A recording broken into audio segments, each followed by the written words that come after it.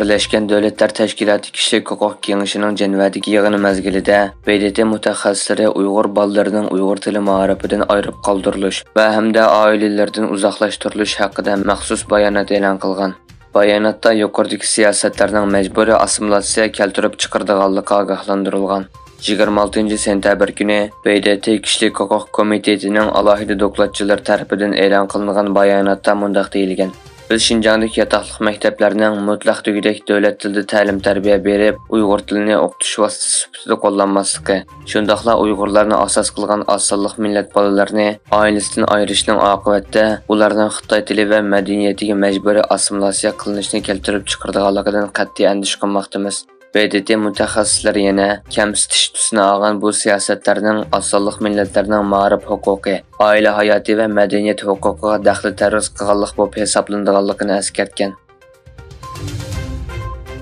Yaqinda Sanji turmasining ahvolidan xabardor kishilardan biri mazkur turmaning 4-atritida jazo muddatini o'tayotgan 79 yoshli Xalchan Fozil ismli mo'mayning salomatligi xatarlik darajada yomonlashganligi, shundaqla turuqliq oilasiga qo'yib berilmaganligini o'tirg'a qo'ygan.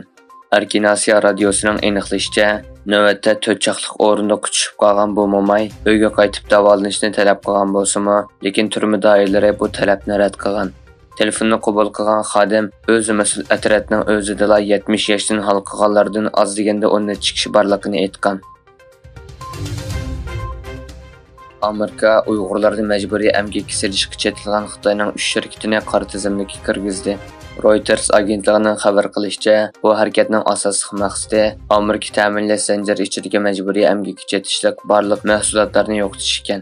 Qora tizimga kirgizilgan 3 Xitoy shirkati atalmış Şinjan Tianming asosiy to'qimchilik cheklik shirkati, atalmış Şinjan Tangirtaq Yung to'qimchilik cheklik shirkati va atalmış Şinjan Zhongtai guruhi cheklik shirkati ekan. Analizchilarning doklatiga qaraganda 2024-yili Xitoy banklarining kirimi 10% tövəlləşi mumkin. Tahlilchilar mundaq dedi: Agar barliq xususiy egilikdagi uy mulk bilan shug'ullanuvchilar va to'van sifatli davlat ilkidagi bank ochuvchilar avarchilik qutursa, bu nisbat 13% ga o'rlab, banklarning foydasi 10% tövəllaydi.